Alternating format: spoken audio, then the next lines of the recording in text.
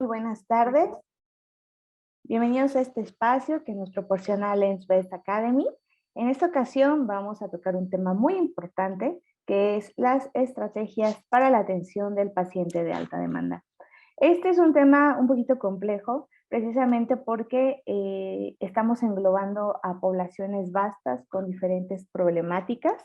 Estos pacientes, pues a lo mejor nos han llegado a la consulta, pero tal vez nos hemos quedado ahí con la duda de, híjole, ¿qué hubiera hecho? Y si lo hubiera atendido así, o a veces consideramos que la atención que les dimos tal vez no fue tan buena o tan eficiente precisamente por la problemática que estos pacientes engloban, ¿vale? Entonces, espero que sea de su agrado. Es un tema que, como les comentaba, es muy vasto, muy bonito y nos va a dar lo necesario para atender mejor a ese paciente cuando llegue a nuestra consulta. Vamos a comenzar con la definición de qué es un paciente de alta demanda, ¿no? ¿A qué nos referimos cuando estamos hablando de este tipo de pacientes? Bueno, pues resulta que el paciente de alta demanda, como les comentaba, es vasto. Ajá. Existen diferentes pacientes o diferentes grupos de pacientes que podríamos considerar como pacientes de alta demanda, ¿no? Eh, en este caso, son pacientes que por sus características físicas, clínicas o sociales, también demanda que nosotros tengamos un alto conocimiento de procedimientos, estrategias alternativas para su examinación. Y dentro de este grupo podemos encontrar a personas con discapacidad, personas con barreras de la comunicación y diversidad lingüística, población indígena, personas en situación de calle, personas que han sido víctimas de violencia o de alguna situación traumática, ¿vale? Van a decir, bueno, pues estos pacientes casi no me llegan. Bueno, tal vez no, pero algún día les van a llegar. Entonces, lo que aprendamos en esta capacitación que vamos a tener, les va a servir para brindar una mejor atención. Sobre todo porque hay personas que identifico que van a brigadas o van a lugares a los que pocos optometristas se aventuran ahí. Ajá. Entonces, ahí vamos a encontrar sobre todo problemáticas sociales que engloban a esta población, ¿no? Y es muy triste, lamentablemente, ver que hay personas que dentro de estos grupos que les mencionaba, que no reciben una atención optométrica adecuada, porque dicen, no, pues es que es muy complejo, no, yo no lo atiendo, no, yo no sé, no le entiendo, habla en otro idioma, ajá, o la verdad no me puedo acercar a él porque está como muy traumatizado, ha pasado por alguna situación muy complicada y no me permite ni siquiera hacer la historia clínica, ¿no? Hoy vamos a estudiar precisamente sobre todas estas habilidades de comunicación que debemos de tener nosotros como profesionales de la salud, ¿vale? Recuerden también que va a haber casos en los que sí tenemos que saber, obviamente, de materiales, tenemos que saber de diseños, tenemos que saber de armazones, tenemos que saber de lentes de contacto, tenemos que saber de muchas cosas, o sea, productos que finalmente son los que van a cumplir la parte de la habilitación del paciente, ¿no? Pero si nosotros hacemos más nuestro trabajo desde el principio, ¿vale? Desde que el paciente entra y obtenemos la historia clínica, todo lo demás, así sea el mejor producto que tengamos en el mercado, todo lo demás va a estar mal, ¿verdad? No va a quedar satisfecho o no va a recibir una atención como nosotros quisiéramos, ¿vale? Vale, entonces vamos a estudiar a los grupos que están en situación de vulnerabilidad, ¿vale? Este estudio de los grupos va a cobrar una especial importancia dado el contexto de discriminación que se vive en el mundo. Recuerden también que pues tenemos que estudiar los fenómenos sociales porque pues las personas son nuestros pacientes, ¿verdad? Son personas que viven en una sociedad y que van a tener estas dificultades sociales tal vez para acceder a un servicio de salud digno. El concepto de vulnerabilidad se va a aplicar a aquellos sectores o grupos de la población que por su condición de edad, sexo, estado civil, origen étnico o cualquier otro, se van a encontrar en condición de riesgo, impidiendo su incorporación a la vida productiva, el desarrollo y acceder a mejores condiciones de bienestar. Tal vez nos preguntaremos, ¿yo de verdad he atendido alguna vez a un paciente en situación de vulnerabilidad? Pensemos bien en este tipo de personas, ¿no? Que por alguna razón no pueden acceder a nuestros servicios de salud o acceden al servicio pero no tienen manera de acceder a los tratamientos, a los anteojos. Seguramente alguna vez les ha pasado, ¿no? alguna persona que llega en situación de abandono, ajá, sobre todo con los adultos mayores. El curso pasado que tuvimos fue de atención de paciente geriátrico y ahí observamos esa característica que tienen algunas personas que llegan a la senectud, ajá, en situación de abandono, que no pueden acceder a los servicios o que por múltiples enfermedades que tienen, se nos va a dificultar la comunicación con ellos, ¿vale? Otro tipo de poblaciones donde podemos observar esto es con las personas con discapacidad. Si es complicado la atención de una persona con ciertas discapacidades, hay algunas otras que se vuelven más complejas y más cuando están, cuando son personas que tienen una multidiscapacidad, que en capacitaciones pasadas hemos hablado de estos grupos, ¿no? Personas que, por ejemplo, tienen sordoceguera, personas con síndrome de Down que además tienen afecciones de otros sistemas, ¿no? Por ser sindrómicos, personas que por alguna situación tienen una restricción motora, ajá, y además una cognitiva. Entonces, todo esto al momento de la consulta se va a volver una pequeña barrera, ¿verdad? Algunos más grandes que otras, pero aquí lo importante es la capacidad que nosotros vamos a tener para romper precisamente esas barreras, para hacer ajustes razonables dentro de nuestra consulta, porque créanme y se los digo por experiencia, cuando nosotros aprendemos a romper estas barreras, a hacer todos esos ajustes que les mencionaba, esos pacientes casualmente comienzan a llegarnos más seguido y esto va a implicar pues tener una mayor presencia dentro de estos grupos, que vamos a poder brindar servicios de calidad, que es lo importante, ¿verdad? Recuerden que estamos en la primera barrera, exactamente, estamos en la primera barrera de los servicios de salud y nos vamos a concentrar en la prevención y en la atención temprana. Entonces, cuando estas poblaciones comienzan a identificar que hay un optometrista en mi comunidad que se dedica a esto, casualmente comienzan a llegarnos más. Esto de alguna manera pues también nos conviene, ¿verdad? Porque sí tenemos que pensar en el aporte que yo hago a la sociedad, pero también en el bienestar mismo, ¿no? ¿Quién no quisiera tener su consultorio lleno de pacientes? Buenísimo, ¿verdad? Entonces, este tipo de población comienza a identificarnos por las habilidades que tenemos. Ahora, la pobreza extrema configura una situación de vulnerabilidad bastante importante, lamentablemente, ya que impacta en quienes no tienen para comer, así como en aquellas personas que sufren de pobreza en cuanto al acceso a diversos servicios. Uno de esos servicios que tiende a obstaculizarse es el acceso a los servicios de salud. Ya lo he comentado en muchísimas ocasiones. Si nosotros estamos cerca de una persona que tiene que está en situación de pobreza, perdón, que está en situación de pobreza, y por alguna razón le damos a escoger entre comer esa semana o acceder a unos anteojos, seguramente va a escoger el comer la opción de comer una semana, ¿vale? Precisamente por eso tenemos que ser un poquitito más empáticos y también ser hábiles para generar redes y vinculación, ¿verdad?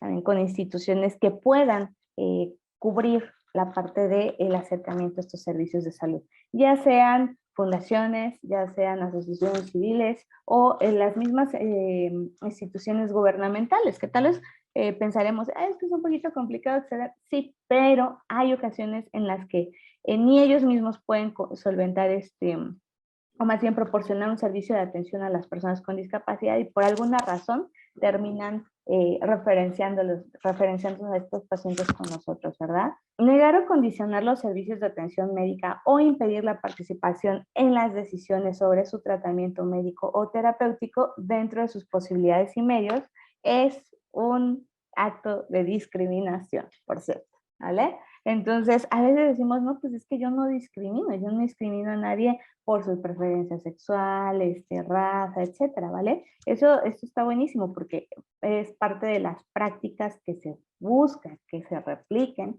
en la sociedad, ¿verdad? Para tener una sociedad mejor. Pero a veces no nos damos cuenta de que tal vez caímos en un acto de discriminación, ¿vale?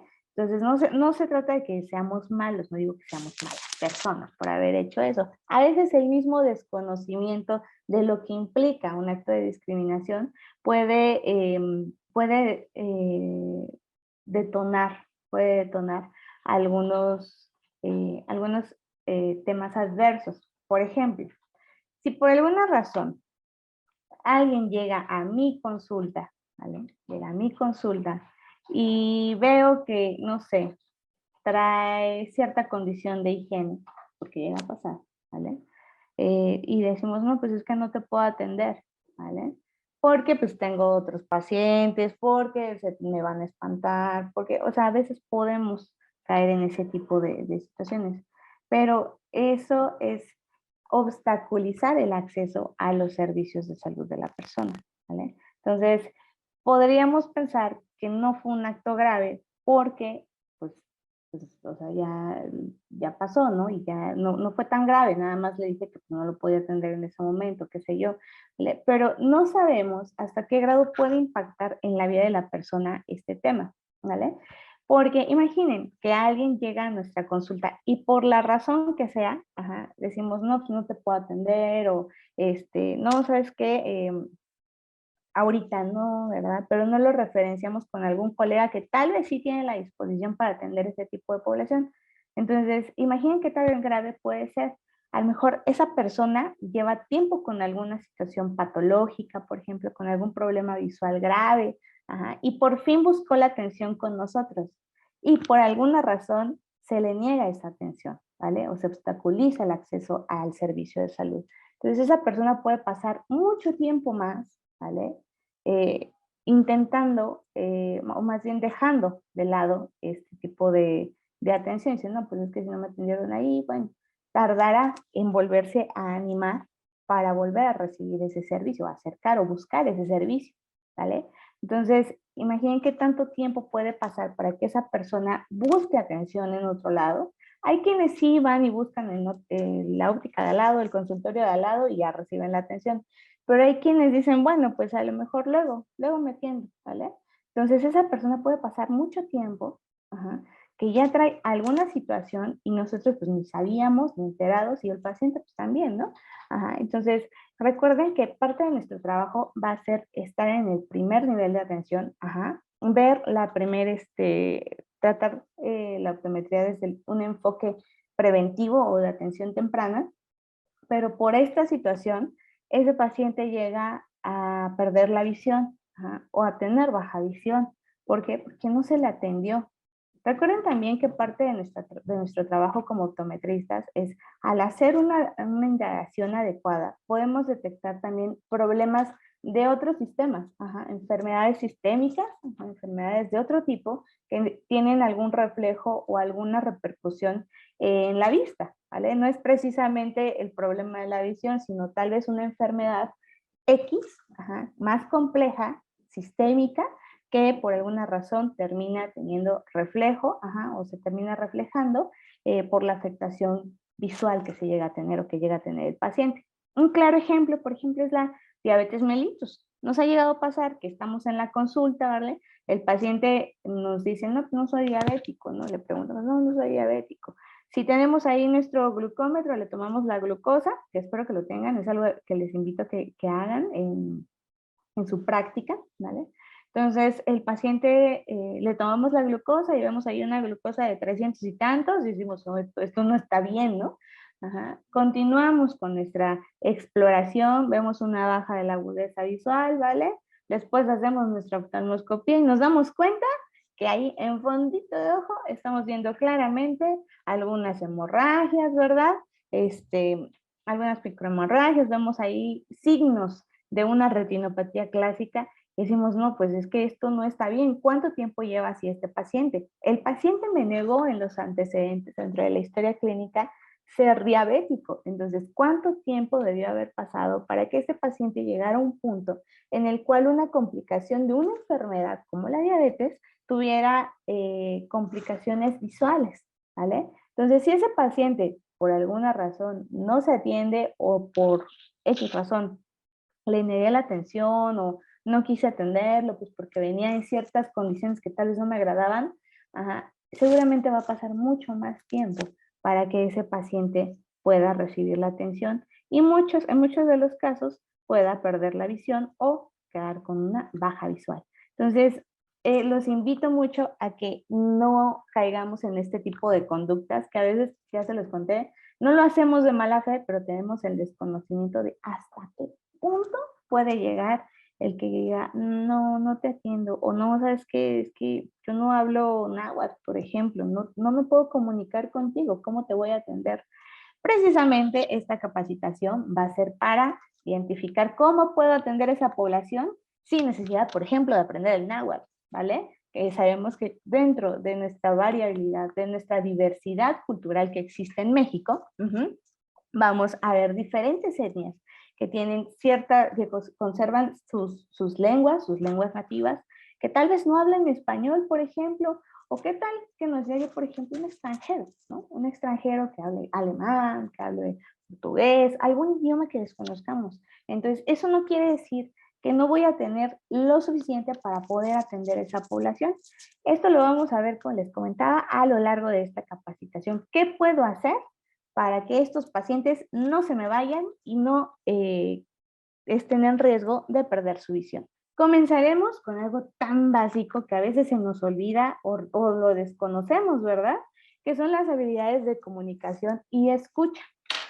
¿Les ha pasado que, pregunto, ya pensaremos ahí dentro de cada quien de manera personal, les ha pasado que llega un paciente y nos dice, es que a mí me gusta más cómo me atiende usted, ¿no?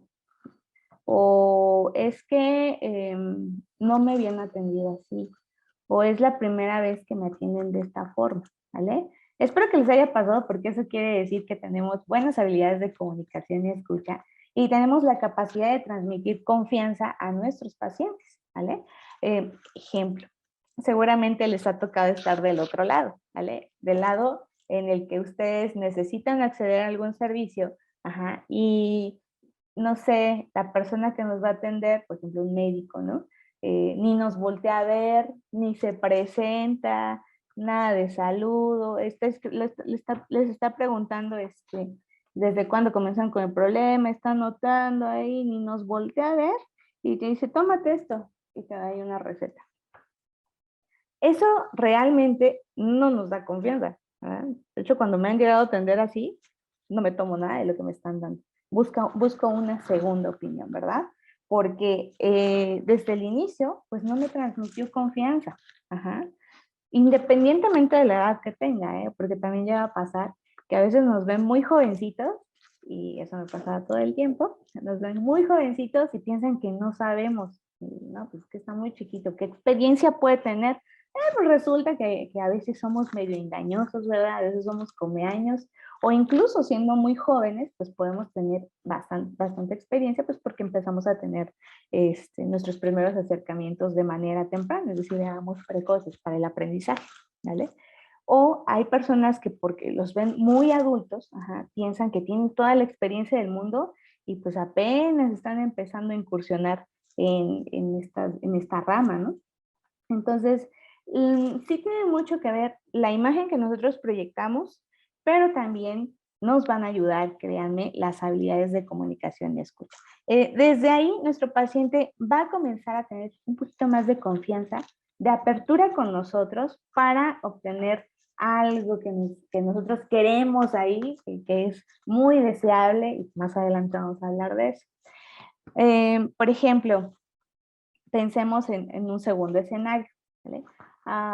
Aquí hay una chica que luego me corta el cabello y cosas así, y está súper lejos, o sea, realmente está súper lejos, tengo que invertir mucho tiempo para ir a un servicio con ella.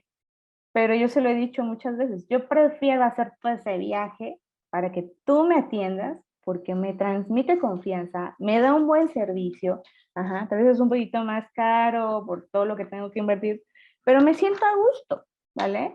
Y no me siento con la seguridad, por ejemplo, en mi colonia hay muchos salones, no digo que no sean buenos, pero si yo ya busqué allá y me siento cómoda allá, yo prefiero quedarme allá, ajá, a buscar por aquí si alguien me lo da más barato o está más cerca o algo así. O sea, yo soy así. Hay personas que tienen ese, esa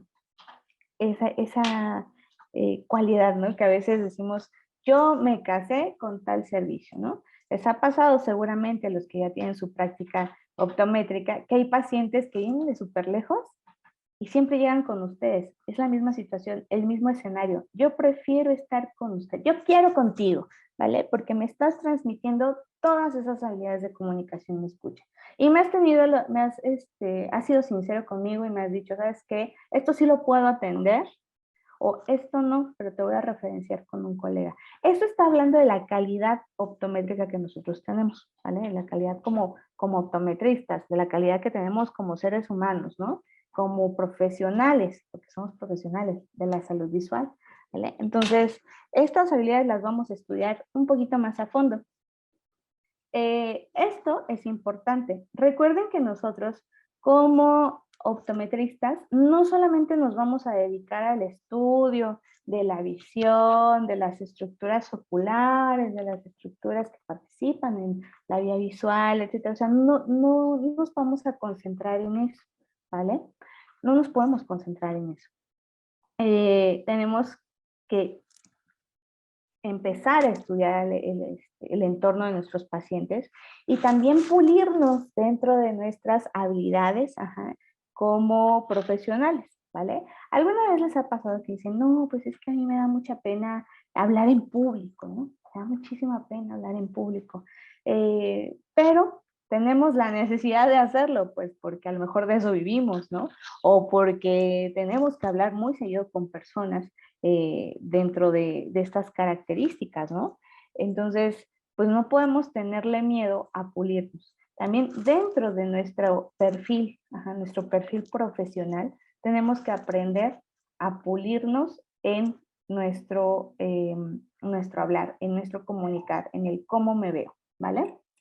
Entonces, esas habilidades de comunicación clínica, van a ser importantes para establecer una relación médico-paciente. Usualmente se le conoce como una relación médico-paciente, pero ya estamos hablando de todo el contexto del profesional de la salud visual, ¿vale?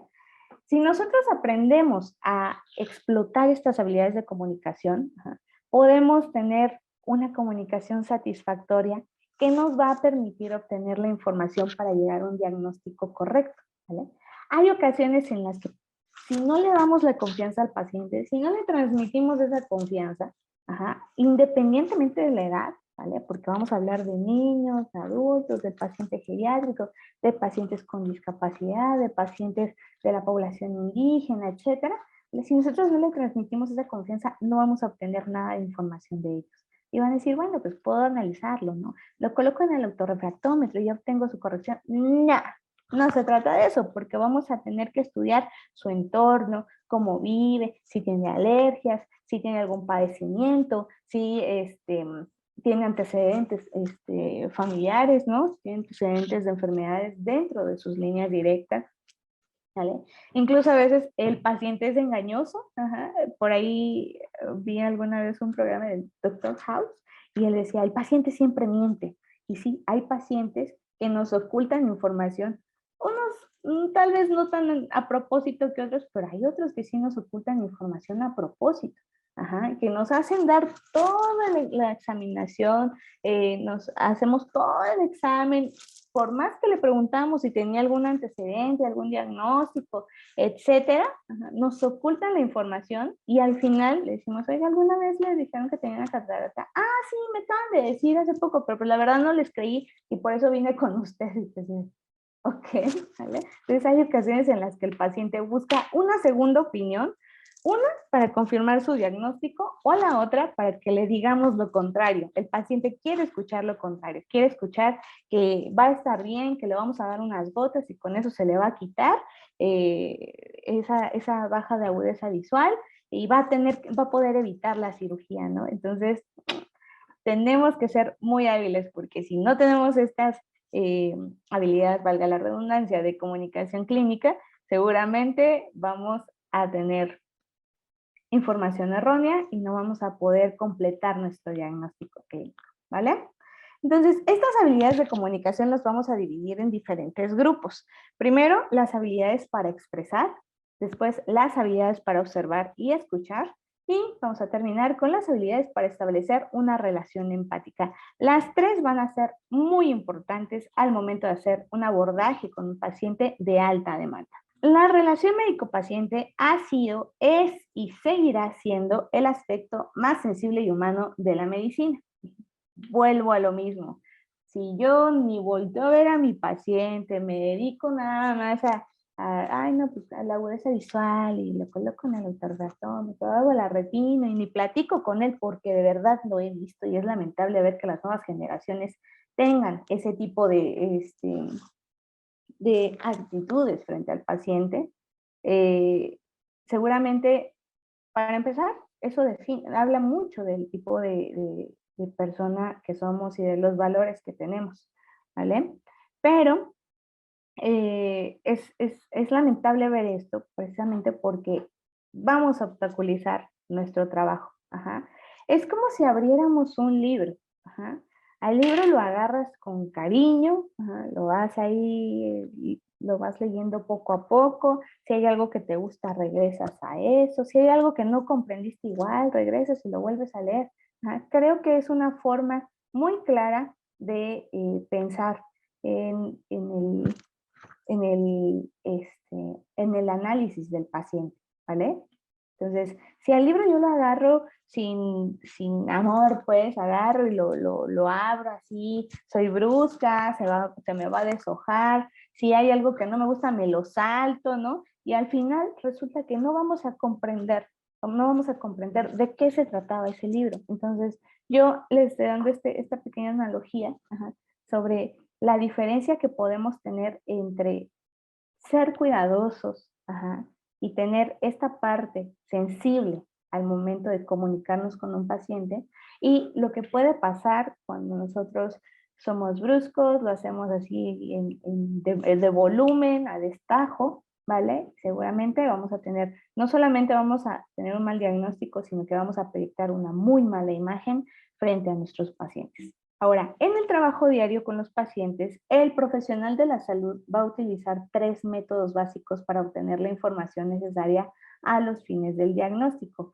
Van a decir, bueno, es que realmente hablar con una persona no es tan difícil. No, no, obviamente no es tan difícil para algunas personas, para otras tal vez sí, ¿vale? Pero en este caso, ¿vale? En este caso, vamos a desmenuzarlo ya desde un punto más profesional, ¿verdad? Más profesional para saber qué puedo hacer, qué no puedo hacer, qué recurso tengo, ¿vale? Y explotarlo. Ahora, vamos a verlo desde estos 3 métodos, ¿vale? El primero va a ser el interrogatorio, muy importante, ¿vale? Muy, muy, muy importante, ya les platiqué, nos va a dar una información muy clara, bastante amplia del entorno en el que vive el paciente, sus antecedentes, etcétera. He visto, ajá, que a veces nos saltamos la historia clínica, o sea, nada más dentro del interrogatorio decimos, su ficha de identificación, algún número de contacto, si tiene antecedentes de enfermedades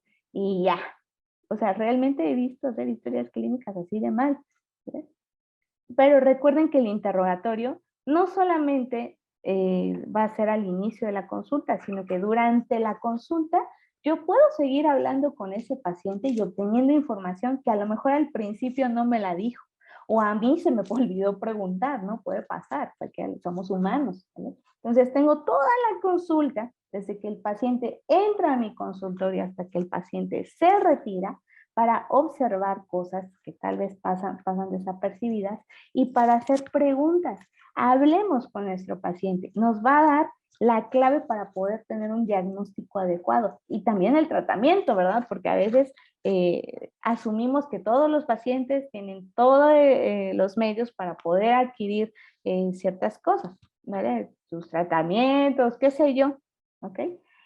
El segundo el segundo método que podemos o que vamos a utilizar va a ser el examen físico, ¿vale? El examen físico, pues es dentro de la optometría, lo vamos a observar cuando hacemos ciertas pruebas, ¿verdad? Que si reviso salud ocular, que si tomo agudeza visual, que si ya hice la retino, que si, o sea, esa va a ser parte del examen físico, ¿vale?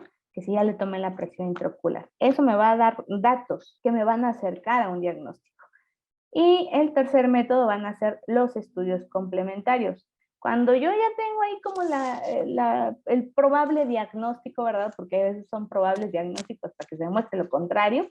Y digo, a lo mejor este paciente, yo noto que tiene una probable disminución del campo visual porque hice una confrontación de campos, pero no estoy segura de qué tipo, ¿no? O qué tan grave es. Entonces, cuando yo digo, ¿sabes qué? Mi estudio complementario va a ser una campiometría computarizada, porque eso me va a dar la información de pe a pa, de cómo es el estado de visión o del campo visual de ese paciente. No estoy dando ejemplos. Entonces, vamos a tener estos tres métodos: el interrogatorio, el examen físico y los estudios complementarios. El método clínico del interrogatorio, o sea, más bien, si bien vamos a poder hacer diferentes pruebas, el procedimiento, el infalible, que nos va a dar más información, que nos va a aportar para dilucidar el problema diagnóstico, va a ser el interrogatorio. Por eso les dije, si el interrogatorio está mal hecho, está muy básico, nos lo saltamos, vamos a tener dificultades para llegar a ese diagnóstico. Ahora, comunicarse con habilidad va a ser una necesidad vital, ¿verdad? Esto lo necesitamos hacer en todo momento, seamos optometristas o no, ¿vale? Siendo optometristas o no. Es más, para ir a las tortillas tenemos que aprender a comunicarnos, ¿vale? Para ir a las tortillas necesito aprender a comunicarme. Para ir a la tienda por mi, no sé, por unos frijoles, necesito aprender a comunicarme de alguna forma. Entonces, no estoy hablando solamente de la comunicación verbal. Existen diferentes tipos de comunicación. Al ser seres humanos, de hecho los humanos nos caracterizamos precisamente por esa habilidad que tenemos para comunicarnos con otros seres humanos y tal vez en algunos casos con otro tipo de especies, pero cuando vamos a hablar de eso después. Entonces, la comunicación va a ser un proceso complejo de carácter material y espiritual también, social e interpersonal, que va a posibilitar el intercambio de información, la interacción y la influencia en el comportamiento humano a partir de la capacidad simbólica del hombre. Esto va a representar una forma en la que nosotros vamos a interactuar como seres humanos y que no puede verse al margen de la actividad del hombre. Es imposible que no nos comuniquemos. Está muy complicado porque recuerden que al ser seres sociales necesitamos de otras personas. Necesitamos de otras personas para diferentes cosas. Entonces necesito aprender a tener esta habilidad. Insisto, no estoy hablando solamente de la habilidad verbal o de la comunicación verbal. No sé si les ha pasado que existen personas que tal vez no cuentan con estas habilidades de comunicación, que tal vez no cuentan con estas habilidades, y alguna vez me dijeron por ahí, en la forma del pedir está el dar, y es muy cierto, ¿vale? Podemos tener, puedo decirse, ¿me das un chocolate? O dame un chocolate. ¿Me das un chocolate? Por favor, dame un chocolate, ¿no? Desde el cómo me veo, cómo me paro, el tono de mi voz, mi comunicación gestual, ¿vale? Mi comunicación gestual va a hacer la diferencia entre la comunicación, o más bien entre el mensaje que yo voy a transmitir a la persona con la que estoy hablando. Entonces ya estamos observando diferentes factores, ¿no? Que si mis gestos, que si cómo me paro, que si mi tono de voz, todo eso va a hacer la diferencia para poder obtener lo que queremos. Si alguien me dice, dame un chocolate, no se lo doy. La verdad, ¿vale? Como les dije, en la forma del pedir está el dar. Entonces, si alguien me dice, dame un chocolate, por favor, sí, con mucho gusto, aquí está, llévatelo, ¿vale? Entonces, lo mismo va a pasar con el paciente. Si yo tengo buena comunicación, ya les dije, verbal, gestual, etcétera, ¿vale? Seguramente mi paciente, si yo le pregunto, oiga, ¿usted consume algún tipo de droga, por ejemplo, es parte dentro de nuestra historia clínica? Bueno, sí, es que consumo tal cosa, ¿no? Ok, lo anotamos. ¿Consumes drogas? Nos va a decir, no, ¿vale? Entonces, desde ahí ya estamos teniendo estrategias para obtener información. Las habilidades comunicativas en la entrevista médica las vamos a desarrollar, ¿vale? Poco a poco, ¿vale? Vamos a necesitar condiciones especiales para la comunicación, ¿vale? Vamos a tener en algunos casos habilidades comunicativas un poco más desarrolladas o más complejas, ¿vale? Cuando vamos a abordar ciertas poblaciones. Con todos los pacientes debemos de tener habilidades comunicativas, pero hay algunas destrezas que nosotros vamos a tener que desarrollar más a fondo con nuestro tipo de población, como es el caso de los pacientes de alta demanda, que son los que estamos estudiando el día de hoy, pacientes que puedan tener deterioro cognitivo significativo, trastornos serios de la personalidad, pacientes que por alguna situación están en estado de coma. O sea, esto ya es más complejo. O sea, ¿cómo obtengo o cómo analizo una persona que está en estado de coma? Pueden decir, ¿y para qué? Bueno, es necesario saberlo también. Vamos a abordar este tema en nuestros módulos finales, ¿vale? Entonces, si yo tengo un paciente con estas características, las habilidades de comunicación que voy a tener que desarrollar van a ser mucho mejores que las que desarrollo con un paciente convencional. Vamos a estudiar las habilidades para expresar. Seguramente las tenemos, contamos con ellas, pero tal vez no sabíamos que así se llamaban, ¿vale? O que nos podían dar ciertos beneficios, ¿ok? Vale, vamos a mencionar bastantes, son bastantes, que nos van a ayudar a expresar. Como por ejemplo, favorecer la comunicación a través de la expresión facial. Sería imposible, por ejemplo, que yo estuviera dando ¿cómo se dice? Dando esta capacitación así todo el tiempo sin expresar ninguna, o sea, nada, ¿vale? Salvo que tenga un problema patológico neurológico que lo impida, ¿verdad? Es imposible. De alguna manera todos hacemos gesticulaciones, algunos más que otros, ¿verdad? Esto tiene mucho que ver con nuestra personalidad, con cómo hemos desarrollado estas habilidades de expresión y demás. Punto aparte, ¿vale? Pero la expresión facial sí nos da una pequeña ventaja ante cierto tipo de población. Empecemos porque ya estamos como rompiendo el hielo, ¿no? Podemos romper el hielo. Una persona que expresa facialmente, de alguna manera nos da un poquito más de confianza, ¿sí? Contrario a las personas que no. Cuando yo veo una persona que casi no tiene expresiones faciales, dudo mucho de lo que me está diciendo. Ajá. Eso ya se estudia un poquito más a fondo en psicología y demás, pero tenemos que saber esto. La expresión facial va a ser muy importante. También el mostrar un porte y un aspecto profesional. Imaginen que yo llegara, ya doy la gran optometrista, imaginen, no solo yo, cualquier optometrista que ustedes sean. Ya el optometrista lo anuncian mucho por aquí, por allá, y es muy reconocido, pero ese optometrista llega a la consulta pues con la ropa toda arrugada, con la bata y toda, con la mancha de mole, ¿vale? Con la mancha de mole, oliendo mal, ¿verdad? Con ahí el chongo y todo feo, ¿no? Entonces, desde ahí el porte y el aspecto que nosotros podemos transmitir no es tan bueno, ¿vale? Piensen en cualquier optometrista. Es más, no piensen en optometristas, piensen en una profesión, ¿vale? O en personas que tienen cargos importantes o cargos de alta responsabilidad. Piensen en los presidentes de las grandes naciones. ¿Cómo se ven, no? Planchaditos, limpiecitos, la corbatita, ¿no? Entonces se ven de alguna manera profesionales, ¿no? Contrario a que si veo, también piensen en otros presidentes que han tenido, que hemos visto en la historia, que andan ahí todos desarrugados, con, ¿cómo se dice? En la bastilla del pantalón que no coincide, ¿verdad? Ahí muy desaliñados, que parece que se acaban de levantar, ¿no? Entonces, no, el aspecto profesional que tú me estás dando, no te lo creo tanto, ¿vale? Porque no es muy bueno. Ahora, también el saludo es importante. He visto gente que entra a salones, a lugares donde hay otras personas y no saludan. Desde ahí ya me causaron una mala impresión, ¿vale? Desde ahí yo ya dije, ya no la traigo contigo, pero no me gusta tu actitud, ¿vale? Entonces va a ser muy difícil que me abra con esa persona.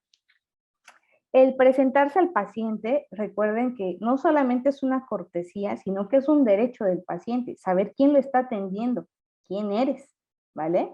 Entonces, buenos días, mi nombre es Donaquil López Covil, voy a ser su optometrista. Va a ser la diferencia entre que yo entre al salón o al consultorio y le diga, bueno, ¿en qué le ayudo? ¿A qué viene? Entonces ya generamos ahí una barrera bastante grande para hacer la atención, ¿no? Ahora, introducir la entrevista. Hay pacientes a los que les va a costar trabajo hablar, ajá, que les cuesta trabajo expresar las cosas, sobre todo poblaciones que han sufrido, como les comenté, han sufrido violencia, pacientes con alguna discapacidad, pacientes de la población indígena, los pacientes pediátricos a veces tienen dificultad con esto porque nos concentramos en sacar la información a través del padre o a través del cuidador y el pequeñito nada más está viendo y todo asustado, ¿no? Pero no, en ningún momento nos tomamos la atención de decirle, ¿y cómo estás hoy? ¿No? O te abren tus ojitos, ¿no? Entonces eso nos va a dar, va a ser la diferencia entre que nosotros podamos estar bien, en paz con nuestro paciente, ¿vale? Adecuar el lenguaje al nivel cultural del paciente, importantísimo.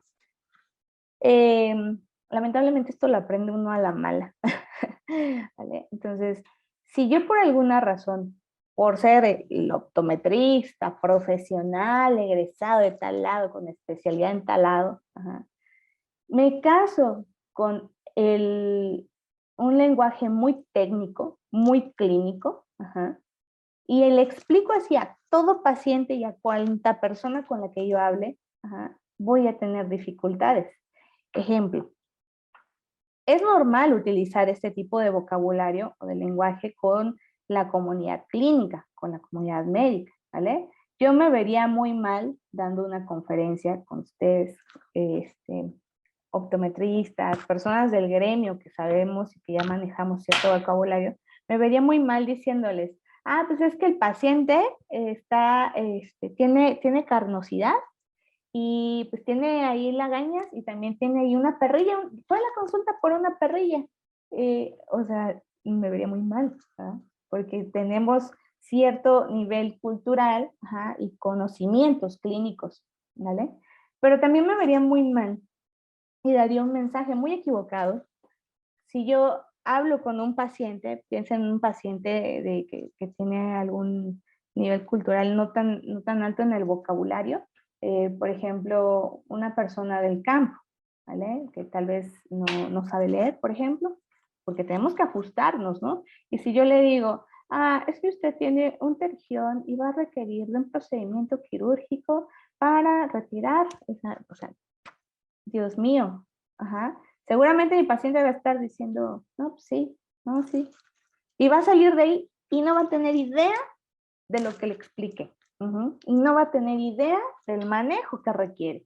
Entonces tenemos que ajustar, ¿vale? Ajustar, como me decía un colega que se dedica a esto, tengo que ajustar mi lenguaje, ¿vale? Tengo que ajustar mi lenguaje al tipo de población a la que me estoy dirigiendo, ¿vale? Entonces tenemos que ser un poquito, tal vez no tan técnicos en ciertos momentos, va a haber otros en los que sí, imagínense, ahí hablando con investigadores, como les había explicado, ¿no? Ahí de la perrilla y eso, no, pues no, qué pésima, qué pésima imagen voy a dar ante la población, ¿no?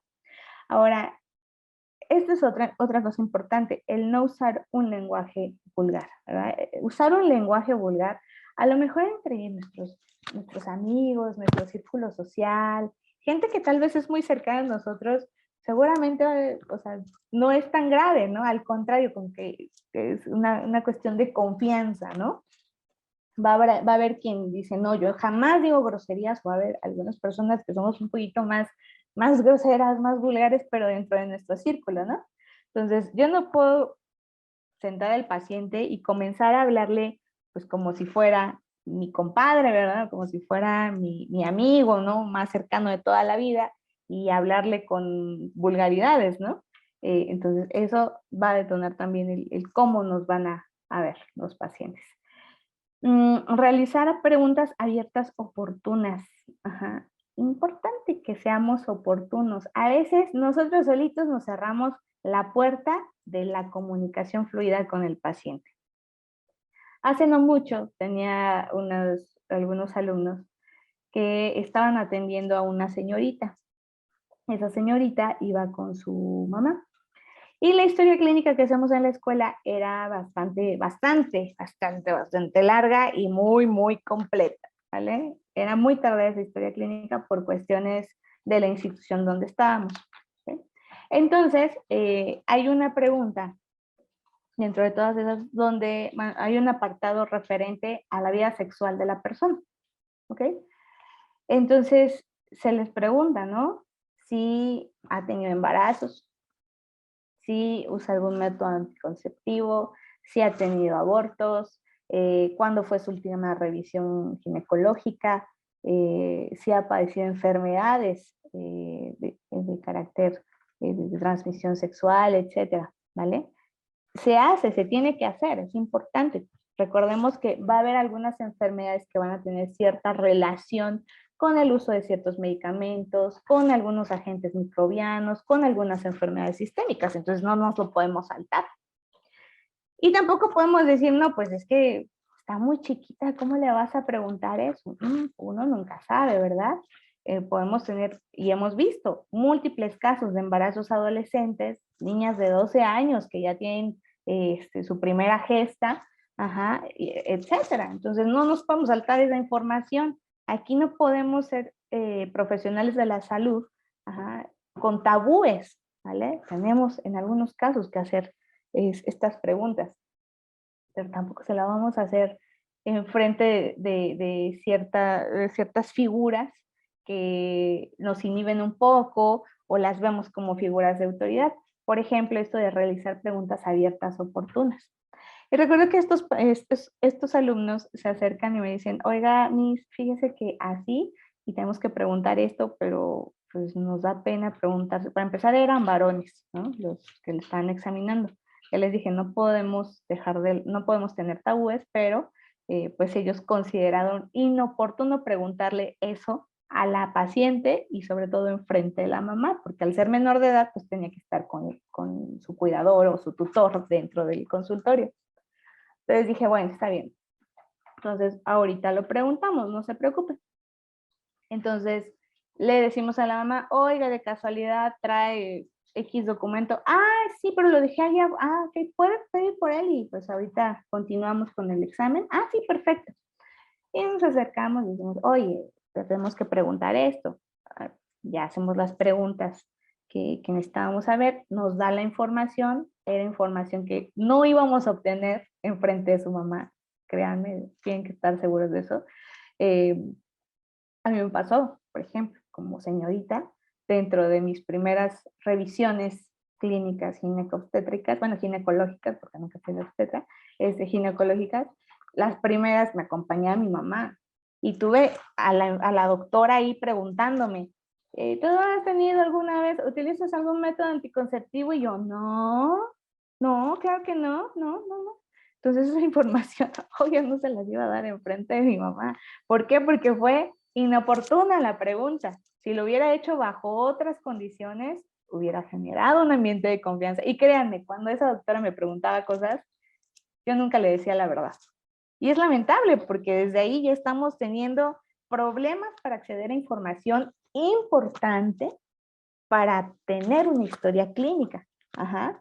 Entonces, no es que mi mamá fuera mala persona, no, pero pues cuando estamos jóvenes, ajá, estamos frente a figuras de autoridad, pues nos inhibimos y restringimos lo que nosotros decimos. Entonces, hay maneras de hacer estas preguntas de manera abierta, pero sobre todo oportunas. Ya les dije, eso va a ser la diferencia entre la confianza que yo le voy a dar a mi paciente, ajá, y la confiabilidad de las respuestas que me está dando, de la información que estoy obteniendo. ¿Ok? Ahora, demostrar respeto al paciente como persona. Van a decir, ay, esto no puede ser tan complicado. He visto lugares y casos en los que no se tiene como tanto esta cultura, ¿vale? Del respeto, ¿vale? A veces tratamos al paciente como lo menospreciamos, ajá. Tal vez en ustedes no, ¿verdad? Pero hay personas que no tratan, por ejemplo, a una persona con una discapacidad intelectual como una persona, ¿verdad? Como el adulto que es, porque puede ser una persona adulta, ajá. Lo tratamos tal vez como si fuera alguien especial, ¿no? Y pues, alguna vez me lo dijo un amigo con discapacidad intelectual, pues especial son las pizzas, ¿no? Capacidades diferentes, pues las ollas, ¿no? Las ollas y los vasos tienen capacidades diferentes, pero el tratar a una persona con el respeto que se merece va a hacer que también nos trate con respeto. ¿Vale? Interrumpir al paciente si es necesario, también a veces, ¿verdad? Pero hay formas de hacerlo. Hay pacientes que desde que les preguntamos las cosas se ponen a contarnos su vida completa y nos dan ahí anécdotas y nos cuentan lo que les dijo la vecina y pues resulta que ya tenemos media hora con ese paciente y sigue contando su historia, ¿no? Entonces no podemos llegar a ese punto. Tenemos también que saber cortar, ¿no? Interrumpir si es necesario para continuar o dar paso al resto de las actividades y procedimientos que tenemos que hacer con él. Realizar gesticulaciones apropiadas es muy importante, ¿vale? Hace algunos años yo trabajaba en un tren, ajá, que llevaba servicios de salud a comunidades. Era un trabajo agotador, muy bonito, pero agotador. Eso no cualquiera lo anda haciendo, ¿vale? Entonces llegó un punto en el que uno ya estaba cansado. Además de que en ese entonces mis habilidades de comunicación gestuales no eran tan buenas que digamos. ¿Sí? Y recuerdo que me tomaron una fotografía. Me tomaron una fotografía donde yo estoy explicándole al paciente, pues qué se va a hacer, no sé qué. Y aparezco en la foto así, así, o sea, con este gesto. Entonces, híjole, es complicado porque cuando vi esa foto dije, ¿qué le estoy transmitiendo a mi paciente? Estoy transmitiéndole severidad, ¿vale? Preocupación, rigidez. Entonces, o el paciente va a pensar que es muy grave lo que le está pasando y no era algo grave también, o va a pensar que estoy enojada, ¿vale? Va a pensar que estoy enojada porque eso de fruncir el ceño es algo que se transmite, ¿vale? Entonces, yo descubrí con el pasar del tiempo que cuando le pongo mucha atención a alguien, cuando alguien me está platicando sus cosas y yo estoy concentrada, o estoy estudiando y estoy concentrada, frunzo el ceño. Es como algo muy característico mío y me di cuenta que es algo de la familia. Por eso lo adquirí, ¿no? La gente que crecí viendo que cuando estás hablando con alguien, le estás poniendo atención, hacemos este gesto.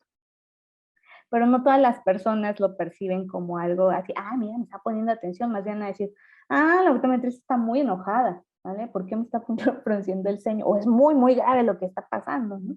Entonces, las gesticulaciones apropiadas a veces no son tan fáciles de adquirir, pero si nosotros nos proponemos el pulirnos en este sentido de las habilidades de comunicación, seguramente vamos a hacer un muy buen trabajo con nuestros pacientes. Entonces, sí es posible reprogramar esto, ¿ok? Pues ya después de eso costó mucho trabajo, pero ya fuimos quitando poco a poco ese gesto que no era tan amigable para el paciente. ¿Ok? Utilizar un tono de voz adecuado también va a ser importante, lo hemos visto en diferentes espacios, a lo mejor hay lugares donde la conferencia está buenísima, el tema está buenísimo, claramente el conferencista domina el tema del que me está hablando, pero todo el tiempo me está hablando con un tono de voz en el que por más que quiero ponerle atención, estoy quedando dormida, ¿vale? Entonces va a ser importante también tener este tono de voz adecuado. Regular el tiempo de duración de la entrevista. Esto va muy de la mano con este aspecto donde a veces tenemos que interrumpir al paciente si es necesario, ¿vale? Tampoco podemos echarnos una historia clínica de 1 hora, por favor, ¿vale? Tenemos que aprender a ser puntuales con lo que queremos preguntar y tenemos el resto de la consulta para seguir hablando con él y si escuchamos algún dato importante, algún dato importante que tal vez no lo preguntamos en la historia clínica, tenemos la oportunidad de anotarlo, no pasa nada. y también indagar sobre las dudas y expectativas del paciente. A veces tenemos pacientes que llegan con altas expectativas y no podemos mentirles, ¿vale? O a veces hay pacientes que han tenido dudas eternas y estamos para aclararlas, ¿verdad? Entonces, siempre que nosotros tengamos nuestra consulta, los invito a que reserven un pequeño periodo, en el cual le preguntemos dudas, comentarios, a lo mejor estamos haciendo la receta, a lo mejor estoy haciendo la nota, ¿verdad? ¿Tiene alguna duda, comentario sobre su situación? Ah, no, sí, oiga, es que fíjese que yo escuché que... Y hay que aclararlo, ¿verdad? El paciente no se puede ir con dudas.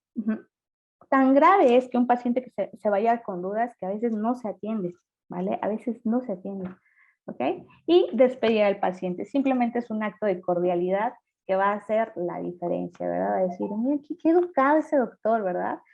A veces estamos cansados, ya dimos consulta todo el día, ya tuve un montón de ocupaciones, pero eso no quiere decir que por esa razón voy a pues, perder ese toque cordial que debemos de tener con nuestros pacientes. De verdad, espero que esto que hemos visto en la capacitación de hoy, recuerden que estas capacitaciones que tenemos a través de Lensbest Academy nos dan la oportunidad de darles continuidad, ¿verdad? Entonces, este es el contenido que vimos el día de hoy. Vamos a continuar viendo más contenido, sí, de habilidades de comunicación y demás, pero ese módulo ya está por cerrarse, ¿verdad? Vamos a continuar con cómo voy a hacerle cuando me llega un paciente a la consulta. Sí, cómo puedo actuar con un paciente que tiene una limitación cognitiva, visual, intelectual, de la comunicación, etcétera, para dar el servicio que necesitamos. Porque también precisamente al carecer de estas habilidades de comunicación, a veces también nos damos cuenta de que tenemos unas carencias en las destrezas, es decir, decimos, no, pues es que yo estoy acostumbrada al autorrefractómetro, no sé hacerlo de otra manera. ¿Qué hacer cuando no está el autorrefractómetro, no? ¿Qué hacer cuando mi paciente está acomodando? ¿Qué hacer cuando mi paciente no tiene la oportunidad de mantener la atención en la prueba que estoy haciendo? Todo eso lo vamos a ir estudiando a lo largo de las diferentes capacitaciones que vamos a tener de este tema enfocado a la atención del paciente de alta demanda. Los invito a que se mantengan atentos en redes sociales para la próxima emisión que vamos a tener para darle continuidad a la capacitación que iniciamos el día de hoy. Eso sería todo de mi parte y bueno, me parece que les van a compartir también las redes sociales y demás de Lensbest Academy para que también se enteren los diferentes tipos de temas que van a estar abordando los diferentes profesores que colaboran con Lensbest. Sería todo de mi parte. Les mando un fuerte abrazo.